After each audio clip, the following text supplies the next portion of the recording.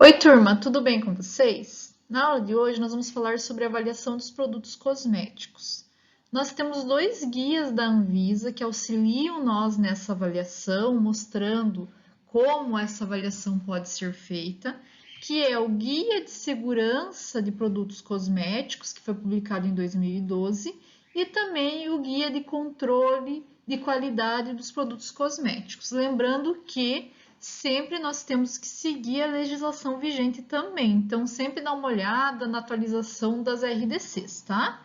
Eu vou mandar esses dois guias para vocês também, para vocês terem uma ideia da maioria, né, desses testes podem ser feitos com os produtos cosméticos e lá tem detalhadamente cada um dos testes. É claro que durante a aula eu vou fazer um resumo desses testes, mas se vocês quiserem ver mais detalhe esses testes, vocês podem entrar nesses dois guias que eu vou estar mandando também, tá? Então vamos lá.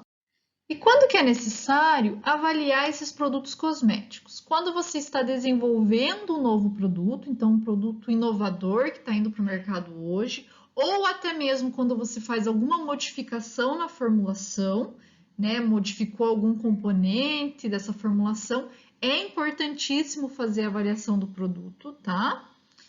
Para avaliar a aceitabilidade desse produto, então você vai fazer uma avaliação com o público-alvo para saber se ele vai ser aceito no mercado, se vai ter um bom rendimento, né? Isso é extremamente importante e é feito praticamente para todos os produtos que estão saindo no mercado.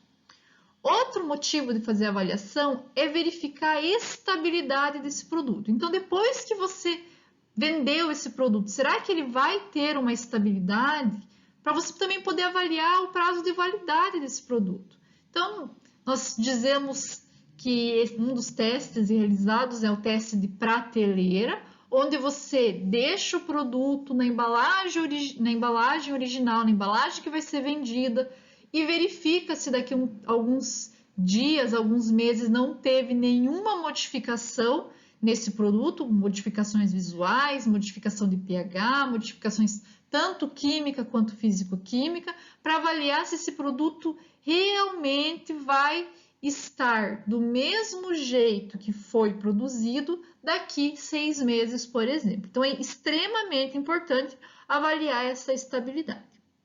E também, é claro, um dos motivos que eu vou dizer assim, mais importantes, é avaliar a qualidade desse produto, fazer um controle de qualidade, para ver se realmente esse produto vai ter a qualidade desejada. Tanto qualidade para ter efeito, né? Se ele está fazendo aquele efeito desejado que você prometeu no produto, quanto para dizer se esse produto realmente não vai ser contaminado por micro-organismos, por exemplo, se esse produto não vai dar nenhuma reação alérgica aos usuários. Então, nós temos que avaliar a qualidade do produto sempre, tá?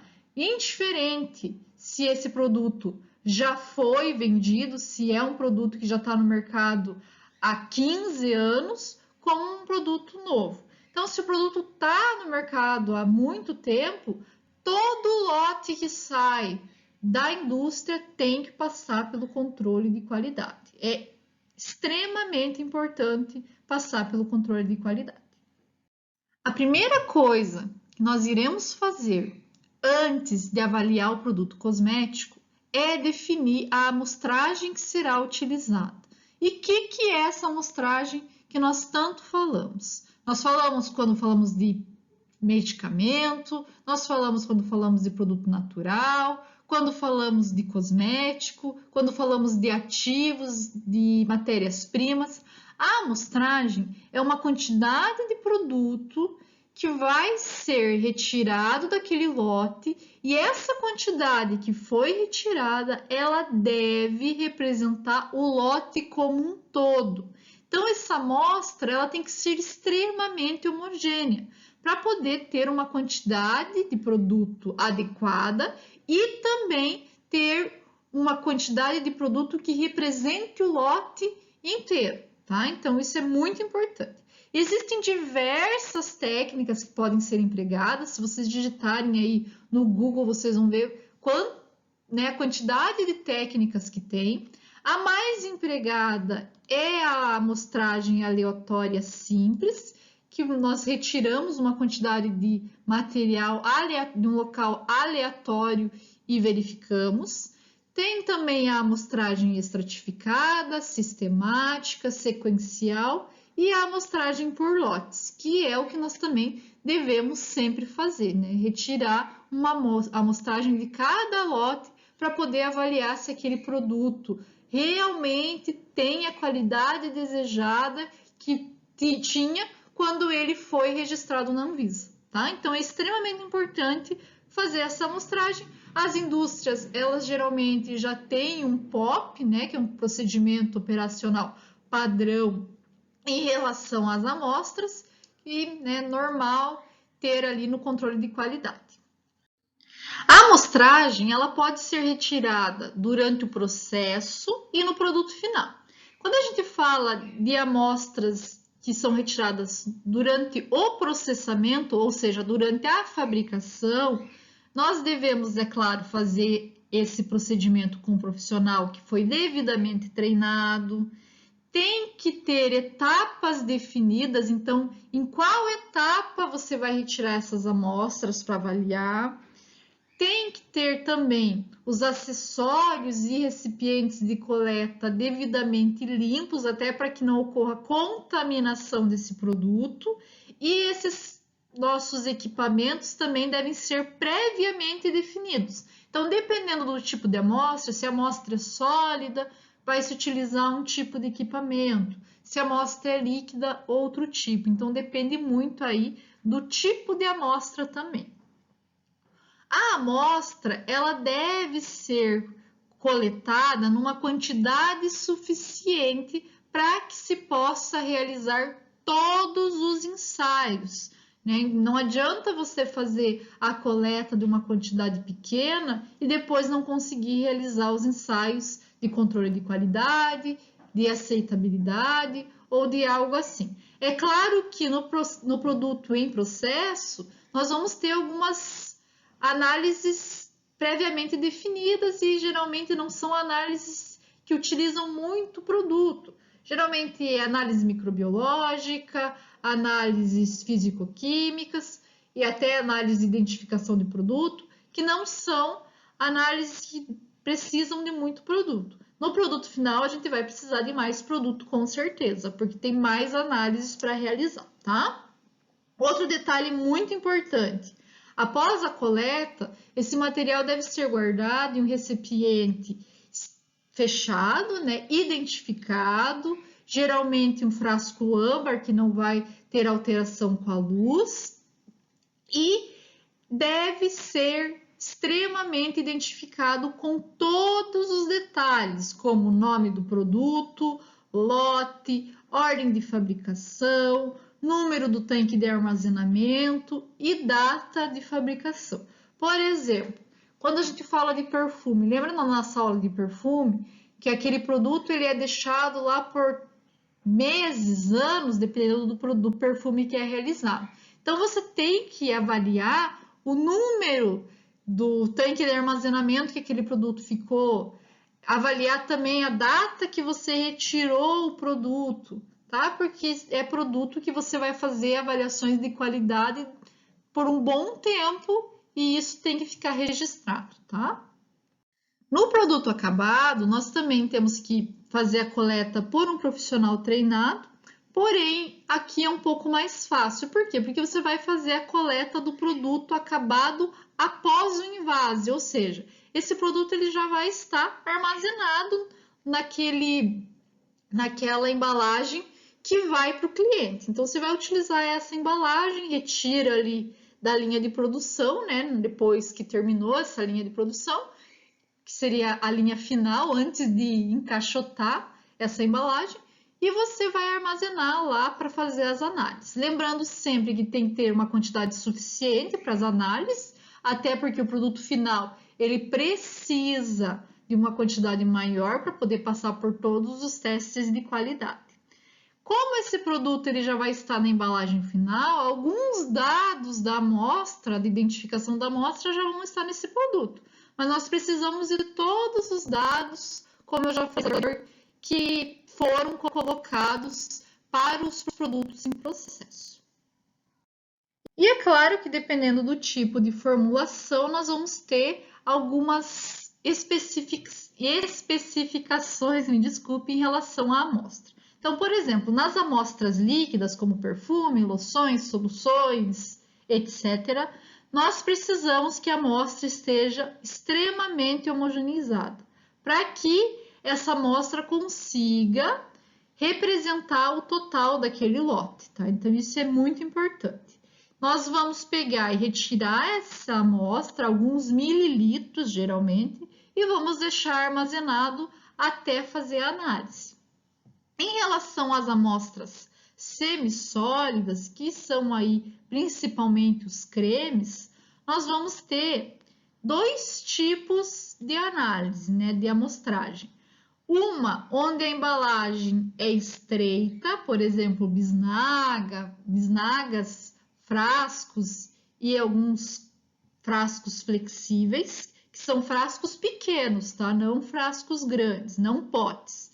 Nesse caso, nós precisamos descartar a primeira alíquota do produto e realizar o ensaio com o resto. O que que a gente faz? A gente retira uma quantidade de bisnaga, por exemplo, e guarda. E quando for realizar a análise, você retira o primeiro, né, a primeira espremida, digamos assim, do creme e utiliza o resto. Já nas embalagens de boca larga, que são os potes, nós precisamos retirar a camada superficial e homogeneizar o resto para ter uma amostra significativa. Então, aqui ocorre a mesma coisa com as embalagens estreitas. Você retira lá uma quantidade de potes que vai precisar para fazer as análises e quando você for realizar a análise, você retira essa camada superficial. Por quê? Porque essa camada superficial, ela pode interagir com o ambiente, perder água, por exemplo, tá? E nas amostras, nos produtos, melhor dizendo, sólidos, como pós-compacto, sombra, sabonete, em barra, batom, né? Nós vamos fazer dois tipos de amostragens diferentes dependendo do tipo. Por exemplo, nos pós, nós precisamos que antes até mesmo de abrir a embalagem, esse pó seja homogeneizado. Então, se mexe bem para homogeneizar quando for fazer a análise. E quando a gente fala dos outros, né, que são pós-compactos, sabonetes e também batons em barra, nós vamos pegar e vamos retirar a camada superficial, tá? Então, geralmente faz uma raspagem leve para retirar essa camada superficial e a análise pode proceder conforme indicação. Nos cosméticos, normalmente a gente utiliza os ensaios analíticos, ensaios de segurança, de eficiência e de aceitabilidade. Então, a gente vai falar sobre cada um desses ensaios.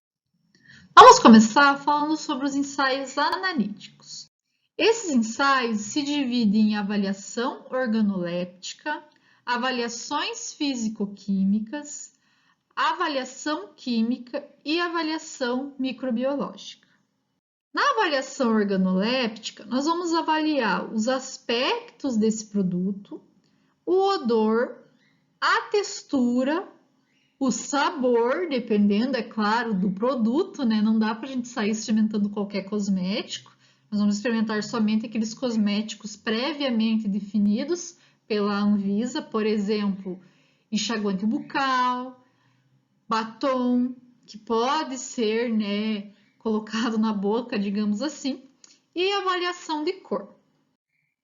Em relação ao aspecto, nós vamos fazer uma avaliação visual, onde você vai avaliar se esse produto não tem separação de fases, turvação, precipitação, se ele está bem homogêneo, se não tem presença de grumos. Então, essa análise é uma análise macroscópica. Então, é uma análise que você só vai verificar. Então, após o produto acabado, você vai deixar esse produto parado lá por algum tempo para ver se ele tem uma mudança nessas características que eu citei. E, claro, sempre as avaliações devem ser realizadas comparando essas amostras com uma amostra de referência. Quando a gente fala de análise de cor, nós podemos fazer por dois métodos: o método visual e o método instrumental. No método visual, nós vamos comparar a cor com a cor padrão, visualmente, tá? Então, nisso a gente precisa de um profissional extremamente treinado, para que ele consiga ver a diferença de cor.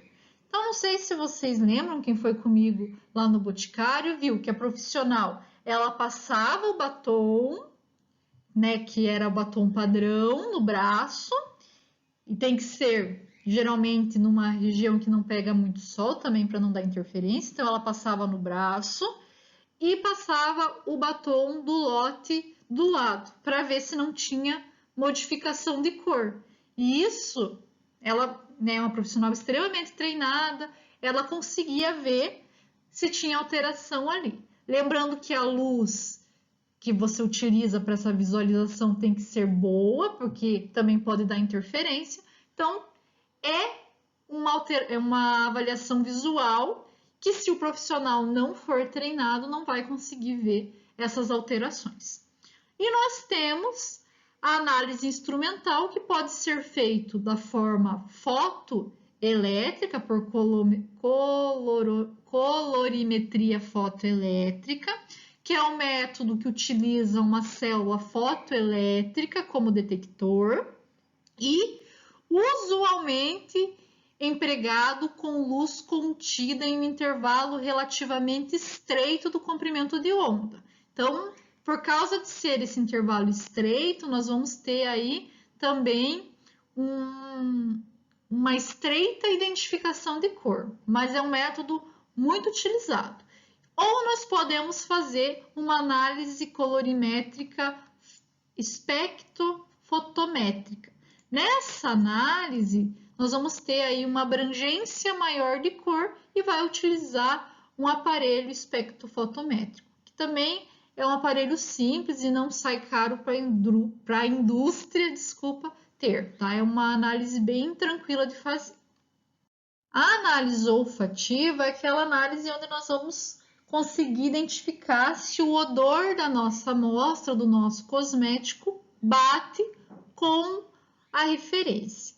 Então, essa análise deve ser feita por um profissional extremamente treinado também e especializado, para que ele consiga sentir todos aqueles tons que eu já comentei com vocês quando a gente falou de perfume. Então, poucos profissionais conseguem identificar, né? Poucas pessoas têm um olfato tão aguçado, mas ele consegue avaliar se aquele produto está igual o padrão, tá? Então, é bem comum essa análise também. E a análise de sabor também deve ser realizado por um profissional treinado, especializado, e nós vamos aí fazer uma análise de paladar comparando com a referência. Nos ensaios físico-químicos, nós vamos determinar principalmente pH, viscosidade, densidade, determinação de umidade, granulometria e teste de centrífuga. Então, são essas as principais análises. É claro que, dependendo do produto, pode ser necessário realizar outros tipos de análise, tá? Na análise de pH, nós vamos avaliar a acidez ou alcalinidade da solução. Então, se utiliza aí pH-metro, papel indicador ou papel de tornassol. Então, depende, é claro, de cada análise. Tem análises que tem que ser utilizado o pH-metro. É mais fácil quando a gente fala de análises líquidas, de produtos líquidos, né? Mas caso você vá avaliar um produto sólido, você pode fazer uma solução com aquele produto, com um pH, né, nessa solução já previamente determinado, onde você dissolve o teu produto e avalia se o pH está conforme indicado ou conforme a amostra precisa. O teste de viscosidade, ele vai medir a resistência do seu material, tá? Então, ele vai verificar por meio de fricção ou por meio de tempo de escoamento qual é a viscosidade dessa nossa amostra. A viscosidade, ela vai depender muito das características físicas e químicas do produto e também da temperatura, tá? Então, dependendo da temperatura, pode ser que a viscosidade diminua. Por exemplo, quando nós estamos em um dia mais quente, a viscosidade dos produtos tem a tendência de diminuir, tá? É comum isso. Existem diversos aparelhos para avaliar essa viscosidade, como o rotativo, o orifício e o capilar, são bem utilizados. A outra análise realizada é a densidade. Essa análise ela vai avaliar a massa e também o volume da amostra, é a razão, né? Densidade igual massa dividida por volume. Existem diversos aparelhos que podem ser utilizados para avaliar, mas tem métodos muito simples também, como por exemplo o piquenômetro, que tem um volume pré-determinado e você depois só pesa esse piquenômetro para saber mais ou menos, né? Mais ou menos não, vai saber com certeza a densidade. Nós temos também a análise feita em bureta, onde você coloca um determinado volume e pesa essa bureta. E nós temos aí aparelhos analíticos mais, vamos dizer assim, aparelhos mais modernos, tá? Esse aqui é um densímetro digital, mas só dá para avaliar a massa, a densidade de produtos líquidos, né? Aqui na bureta nós conseguimos avaliar a massa de produtos sólidos, a densidade, nossa pessoal, desculpa, a densidade de produtos sólidos também. O teor de água ou umidade, ele vai determinar a quantidade de água que nós temos no produto. Então, geralmente, nós fazemos métodos gravimétricos, onde você coloca uma quantidade de produto, pesa, leva para a estufa, deixa por um tempo e pesa novamente. Faz isso várias vezes até o peso estar constante. Aí você consegue calcular a umidade ou teor de água desse produto. Existe também o método de destilação, onde você vai avaliar a água de produtos líquidos, e nós temos o método de titulometria de Carl-Fisher, onde você utiliza, né, a tecnologia, digamos assim, o método de titulação para avaliar quanto de água tem na amostra. A análise físico-química de granulometria, ela é muito importante para poder avaliar o tamanho das partículas, porque quando a gente passa, por exemplo, um pó, se as partículas não forem do mesmo tamanho, além de fazer uma cobertura diferenciada, pode ter uma textura, né, modificada. Isso vai acontecer com qualquer tipo de pó. Então, é muito importante fazer a avaliação de granulometria. Nós podemos avaliar essa granulometria por tamização, onde vai se utilizar uma malha apropriada, do tamanho específico para aquela partícula. Então, se uma determinada quantidade de pó não passar pelo tamiz, quer dizer que não se está apto a utilizar aquele pó e enviar esse pó para o cliente. E outra análise é a análise granulométrica por difração a laser. Então, o que acontece? O laser ele vai incidir nas nossas partículas e vai avaliar o tamanho, se esse tamanho está conforme o desejado. Então, uma análise também bem tranquila de ser realizada. E o último teste da análise físico-química é o teste de centrífuga. Então, o teste de centrífuga, ele tem como objetivo imitar, ou melhor, aumentar a gravidade daquela amostra, né? Nós sabemos que todos nós e todos os produtos são influenciados pela gravidade.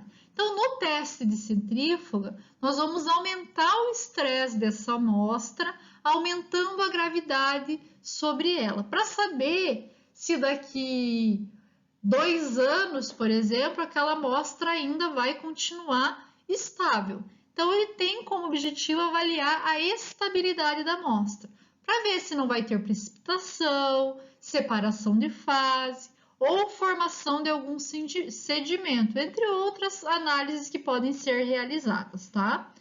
As amostras elas vão ser centrifugadas a uma temperatura geralmente ambiente, por um tempo pré-determinado e uma velocidade padronizada. Então, deve-se analisar, todas as análises, né, que a gente realiza devem ser feitos conforme especificado no POP e sempre comparado com o padrão. Tá? Então, vai fazer essa análise, você vai pegar uma amostra padrão e fazer a análise junto para avaliar juntamente com o padrão. Após realizar essa análise, você vai comparar, vai fazer uma análise visual para ver se teve precipitação, se teve modificação e separação de fases. Então, também é uma análise muito legal e muito tranquila de se fazer.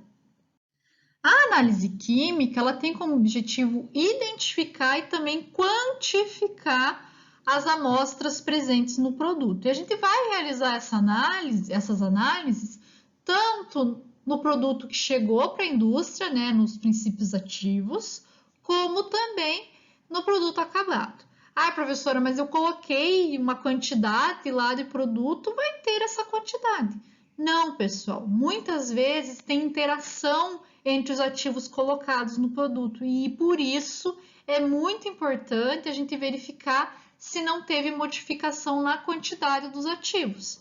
Então, é uma análise que vai auxiliar muito para saber se não teve degradação do produto, se não teve reação cruzada do produto. Então, é muito importante. A gente vai realizar essas análises para verificar a quantidade de ativo, para verificar a quantidade de filtro solar, se está a quantidade exata, a quantidade de conservantes, quantidade de contaminantes e também se tem produtos de degradação. Outro detalhe, muitas vezes é aqui nessa avaliação que a gente acaba descobrindo se houve algum erro durante a produção desse produto, que pode acontecer, né? Quando você está fabricando o produto, você colocar uma quantidade maior do que devia de um ativo ou menor. Então, essa análise ela é muito importante e ela vai assegurar à indústria que o produto saiu com todas as características que ela estava prometendo.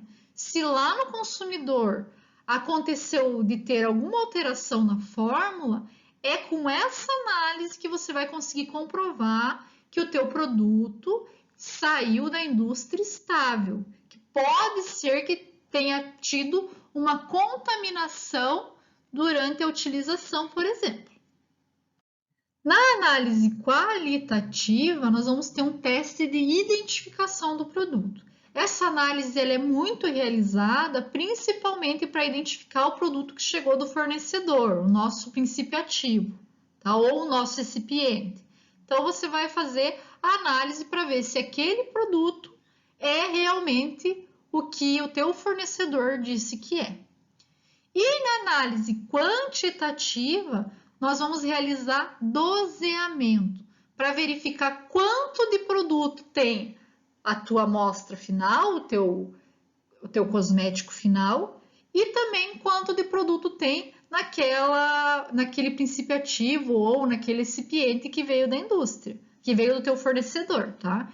É bem importante porque nem sempre os produtos vêm puros. Algumas vezes eles vêm dissolvidos em algum recipiente ou tem uma quantidade de água, por exemplo, que pode acontecer. Então, nós conseguimos avaliar a quantidade de produto que tem naquela amostra.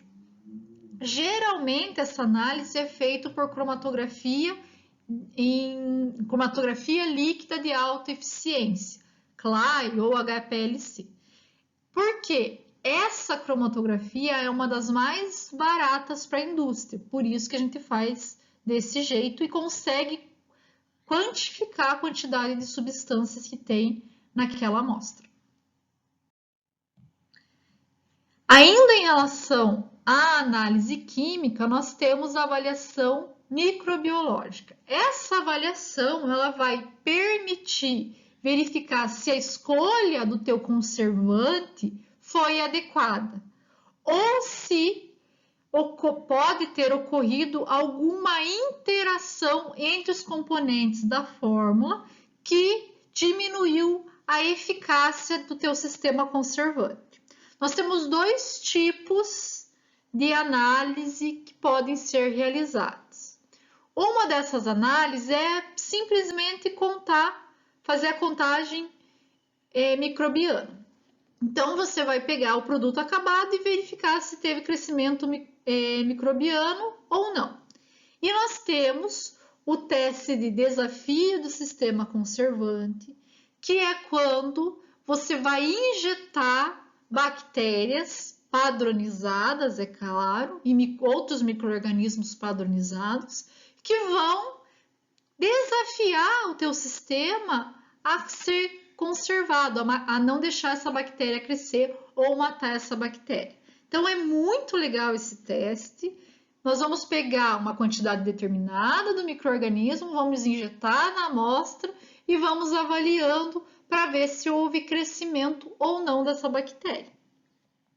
E por que é importante esse teste, pessoal? Lembra que eu falei com vocês? Esse teste, ele ajuda a indústria a saber se durante a utilização desse produto o meu usuário, o meu cliente, ele não vai contaminar o produto, tá? Então, durante, por exemplo, a utilização de um creme, você vai colocar a mão naquele creme, você vai contaminar aquele creme se o sistema conservante não for eficaz. E agora vamos para o teste de segurança. Quando o nosso produto utiliza ativos já conhecidos, nós vamos fazer análise somente da segurança do produto acabado. Agora, se você está inovando, está levando para a indústria um ativo novo, você vai ter que fazer com o ativo antes de colocar ele nesse produto. Geralmente, a gente já vai fazer com o produto acabado, tá? E por que a gente faz esses testes de segurança? O cosmético, apesar de serem muitas vezes produtos que não deveriam causar nenhum dano ao usuário, pode, dependendo do ativo utilizado, causar algum risco à saúde do nosso cliente. Então, nós temos aí dois riscos essenciais, assim, que são bem comuns nos cosméticos. Um deles é a irritação. A irritação é um processo inflamatório que ocorre na área do contato. Pode ocorrer na primeira aplicação ou quando você faz uso contínuo, quando a pessoa teve uma irritação acumulada. A irritação, ela geralmente é dose dependente. Então, dependendo da quantidade de ativo, por exemplo, pode ter uma irritação. E nós temos também o risco de sensibilidade. A sensibilidade também é um processo inflamatório, só que nesse caso envolve o nosso mecanismo imune. E o que acontece aqui? Geralmente, o nosso organismo ele desenvolve imunidade contra aquela substância, que nós conhecemos como alergia. Então, o organismo geralmente foi exposto mais de uma vez a essa substância e nós vamos ter a nossa sensibilidade após a segunda aplicação. Na primeira vez que você aplica, você não tem nenhuma sensibilidade. E na segunda vez, terceira vez, quarta vez, ou até pode ser a milésima vez que você está usando aquele produto, você tem sensibilidade. Pode acontecer, o que acontece geralmente com os produtos que dão alergia? Muitas vezes a gente não tem alergia e um dia do nada você começa a ter alergia, tá? Pode acontecer. Nesse caso aqui, na sensibilização, não é dose dependente. Então, qualquer quantidade de ativo no produto vai sensibilizar o teu sistema imune, tá? Para avaliação da segurança, nós dividimos, é claro, como eu comentei no slide anterior, o risco. Se a substância pode ter potencial irritante ou potencial sensibilizante.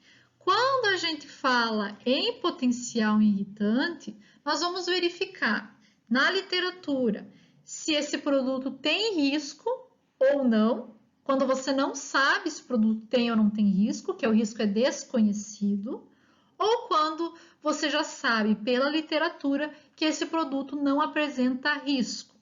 Caso o produto apresente risco desconhecido, nós vamos fazer uma triagem.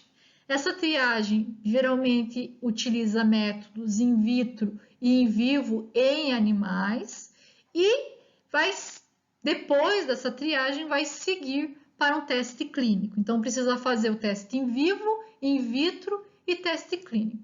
Quando eu falo animais, pessoal, pode ser diretamente em seres humanos, tá? Nós temos uma modificação aí para diminuir a utilização de animais em cosméticos, mas a gente já vai falar sobre isso. Em relação ao produto que tem ausência presumida de risco, nós podemos ir direto para o teste clínico, sem precisar passar pela triagem.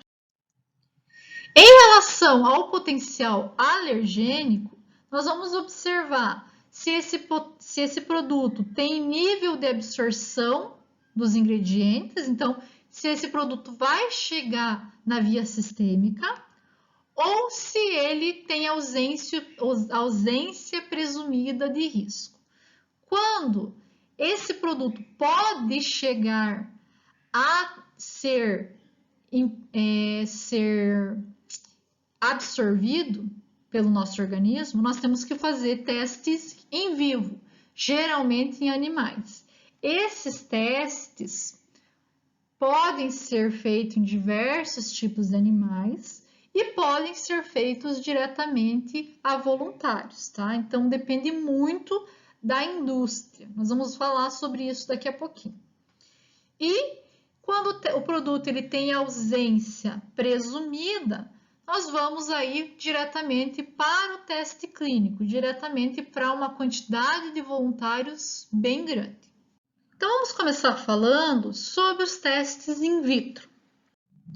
Os testes in vitro, eles têm uma ampla gama atualmente. Cada dia que passa, nós descobrimos testes mais promissores que vão imitar muito a pele humana, tá? Isso é muito, muito, muito bom, porque nós podemos, daqui a um tempo, não precisar mais fazer testes nenhum, né? Porque ainda existem alguns testes em animais, tá? Então, nós temos aí testes muito legais. É claro que aqui eu vou fazer só uma pincelada em relação a cada um deles, mas se vocês quiserem ver como funciona cada um desses testes, abram aí o documento que eu enviei para vocês também, que aí tem como que é feito cada um deles.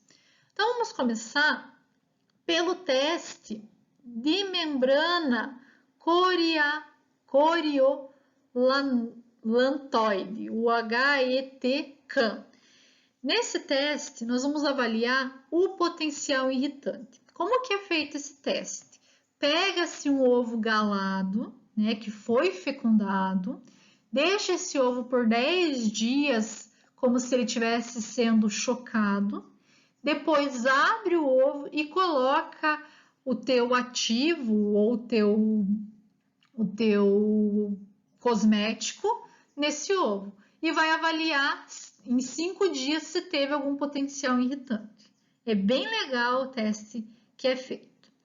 O outro teste pode ser feito tanto em córnea de bovinos como de galinha, tá? Então você vai verificar se teve permeabilidade daquele composto e caso teve, nossa córnea, que nós estamos avaliando, vai ficar opaca. E isso significa que essa substância está sendo absorvida, tá? Então, permeou, né? Que ela permeou. Quando eu falo de córnea, pessoal, não é nesse teste aqui, não é direto no animalzinho, tá? São córneas de animais que já foram mortos. Então, eles retiram essa córnea e mandam para a indústria para realizar esse teste. Nós temos também o teste DMTT, que vai avaliar a citotoxicidade dessa nossa amostra e avalia se a amostra vai causar alguma toxicidade àquela célula. Geralmente são células não cancerígenas que são avaliadas nesse tipo de análise, tá?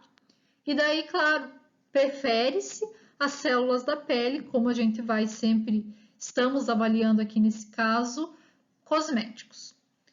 Outro teste é o Red Blue Cells, que é feito nas hemácias, para avaliar se teve irritação das hemácias.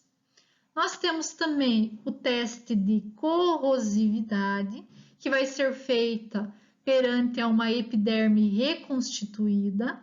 Essa epiderme, ela pode ser da orelha do porco, então que foi retirada da orelha do porco e foi mandado para a indústria, ou pele que foi retirada durante a cirurgia plástica. Também pode se avaliar. E você vai avaliar se teve corrosividade na pele, se teve algum tipo de irritação. E nós temos também o teste de fototoxicidade. Então, é feito em linhagens 3T3 e o que acontece? Aplica-se o cosmético e depois expõe esse cosmético à radiação para ver se nós temos aí toxicidade, né, algum tipo de toxicidade nessas células. Para avaliar se você usar esse cosmético e sair no sol, o que vai acontecer com o teu paciente, com o teu cliente? Vai ter alguma alteração na pele? Então é muito importante, tá? E nós temos a avaliação de permeabilidade e retenção cutânea. Então, nessa análise, nós também vamos utilizar pele da orelha do porco ou da pele, né, originária aí durante a cirurgia plástica, e você vai avaliar se vai ter uma permeabilidade nessa pele e quanto de amostra vai ficar na pele. Então, geralmente eles utilizam esse equipamentinho aqui, que é um equipamento de vidro, onde nós temos a pele aqui, que é uma membrana, né? Que aqui tá como membrana, mas é a pele. Aqui você coloca a amostra testada e aqui a quantidade que você quer, né? A amostra vai ficar, né, nessa região. Nós vamos ter um agitador aqui embaixo para imitar a circulação e nós vamos ter entrada e saída de água. E nós teremos então a coleta dessa amostra que está aqui embaixo para verificar se houve permeabilidade. O que é o desejável para um cosmético eficiente? Que fique na membrana, porque daí quer dizer que ele vai ter ação na pele, né? Não vai ter ação mais profunda, não vai ter efeito sistêmico. Em relação aos testes em vivo, nós vamos realizar eles em animais. Como eu comentei com vocês, na área cosmética, os animais sempre foram muito utilizados. Principalmente quando a gente vai avaliar produtos que trazem muito risco ao usuário, tá? Que causam irritação, alergia ou que podem causar efeito sistêmico, tanto a curto prazo quanto a longo prazo. Hoje, nós temos uma diminuição drástica da utilização de animais. Só faz essa utilização geralmente em produtos inovadores com ativos inovadores, tá? Porque os outros produtos a gente já sabe que não vão ter uma ação sistêmica, por exemplo. Nos testes em vivo, feito em animais, nós vamos avaliar a comedogenicidade, irritação dérmica, tanto primária como cumulativa, irritação ocular, então eles vão aplicar o cosmético diretamente no olho do animal para ver se tem irritação, e isso é bem triste, né? Se a gente for parar para pensar. Sensibilização, dérmica, para ver se nós vamos ter uma alergia, tá? Determinação da dose letal 50 por via oral, irritação da mucosa oral, fotoalergenicidade, ou seja, aplica-se e depois coloca no sol para ver se dá alergia. E fototoxicidade, aplica e coloca no sol para ver se tem algum efeito fototóxico. E irritação da mucosa genital, dependendo do cosmético utilizado. Como eu disse para vocês, atualmente muitas empresas não fazem mais testes em animais. Nós temos aí um site onde fala quais empresas, quais indústrias não testam em animais. Então lá tem uma lista de indústrias que essa empresa avaliou, né, esse site avaliou e verificou que não testa mais os cosméticos em animais. Então, caso você tenha interesse, podem entrar aí e verificar essa lista. E após realizar as análises que eu comentei até agora, nós vamos para os ensaios clínicos em humanos. Nós temos o teste de irritação cutânea primária e cumulativa, onde tem aplicação do cosmético em determinadas regiões e avalia se teve irritação.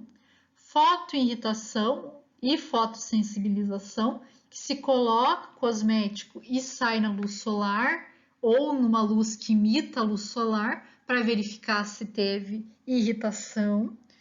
Faz-se também o teste ou sensibilização, né?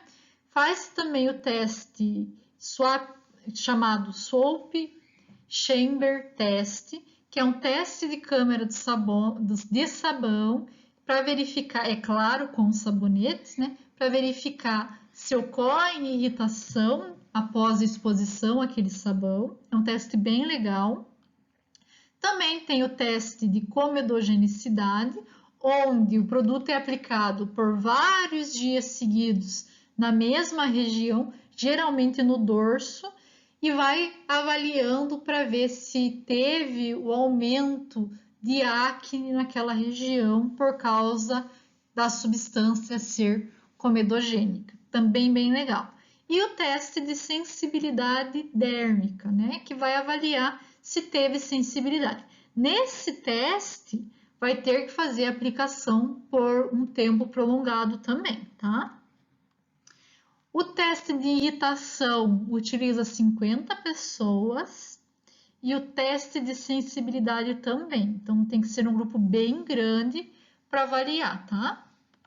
A outra análise é a análise de eficácia. Então, o que quer dizer isso, né? Então, são avaliações que vão caracterizar se esse produto realmente vai exercer a finalidade que ele se propôs. Ou seja, se o produto promete ser um produto que vai diminuir a quantidade de acne, ele tem que fazer isso. Então, é um teste que vai avaliar se o produto é ou não é eficiente.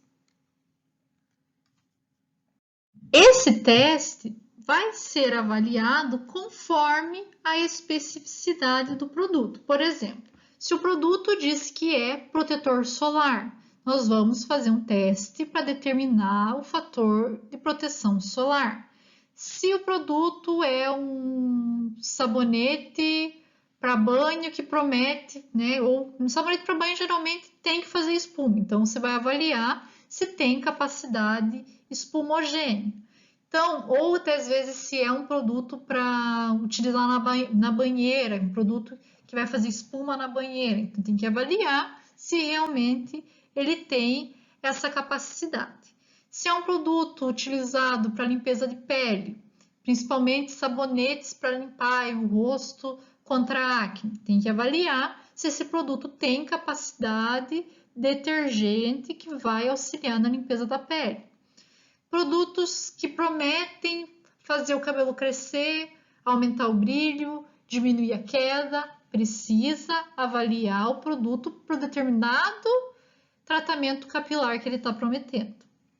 Se é um produto antioxidante, principalmente para utilização no rosto, para tirar mancha, por exemplo, tem que avaliar se tem esse potencial antioxidante. Então, o produto prometeu, ele tem que cumprir.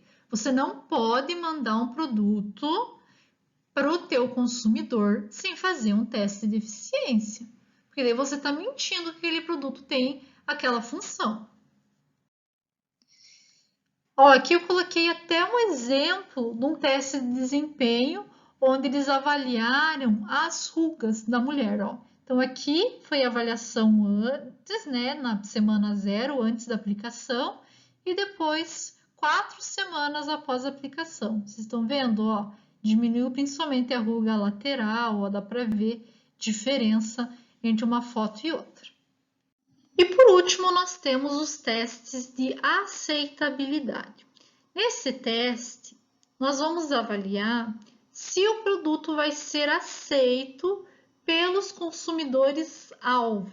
Então, geralmente é assim: se você está fazendo um produto que vai ser utilizado para barba, você vai procurar voluntários que tenham barba para fazer o teste e avaliar se o teu produto é eficaz, não. Se esse teu produto é aceito por aquele usuário, tá? Então, geralmente você já sabe se ele é eficiente ou não e você vai avaliar se ele vai ser ou não aceito no mercado.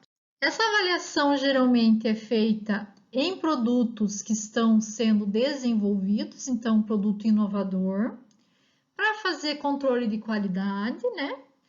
Estudo de estabilidade também pode ser utilizado para verificar se o teu avaliador ele realmente vê que não teve mudança do produto padrão com o produto final, com o produto daquele lote, pode ser verificado isso.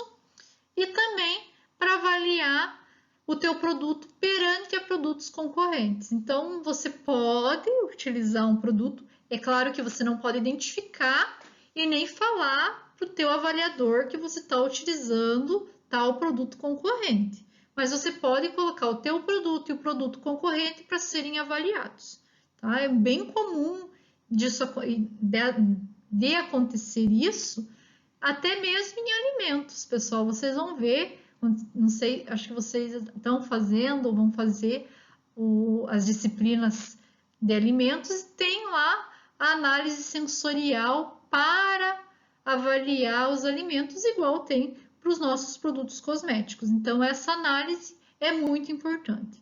A análise de aceitabilidade vai ser avaliada por análise sensorial. Essa avaliação sensorial, ela deve ser realizada com voluntários. E quando eu falo voluntários, não pode ser voluntários da tua empresa, da tua indústria. Tem que ser voluntários de fora da indústria. Por quê? Porque se você pegar uma pessoa que trabalha ali, ela vai estar já, como que eu vou dizer, propensa a aceitar, a dizer que o produto tá bom e tal, tá? Então, quando você vai fazer essa análise sensorial, você tem que pesquisar o público-alvo. Então, por exemplo, se você vai fazer uma análise de um produto infantil para criança, para neném, você vai pegar pai e mãe para testar, né? Que são o público-alvo nesse caso, né? Você não tem como testar com um bebê. Agora, se você vai testar um produto para barba, como eu já comentei, vai procurar homens com barba. Se vai testar um produto para cabelo cacheado, mulheres com cabelos cacheados. Claro que depende muito do tipo de análise que você está fazendo, mas deve-se fazer em um local com temperatura e umidade controlada, com cabines de isolamento para que não tenha nenhuma interferência entre um avaliador e outro. Se for um creme, um condicionador, algo para o cabelo, tem que também ter uma forma de avaliar, né, que não influencie esse usuário, e em embalagens padronizadas e codificadas, para que esse usuário não saiba que produto que está sendo testado, tá? Tem que ser um jeito dele não saber nada daquele produto, principalmente quando você vai fazer a análise comparativa com o teu concorrente. E é isso, pessoal. A nossa aula termina por aqui. É a última aula da disciplina, a última aula teórica dessa disciplina. Eu vou, na semana que vem, disponibilizar o questionário, o último questionário dessa disciplina para vocês fazerem. Tenham um bom final de semana, já praticamente dizendo. Muito vocês. Qualquer dúvida, me mandem mensagem, tá? Até mais!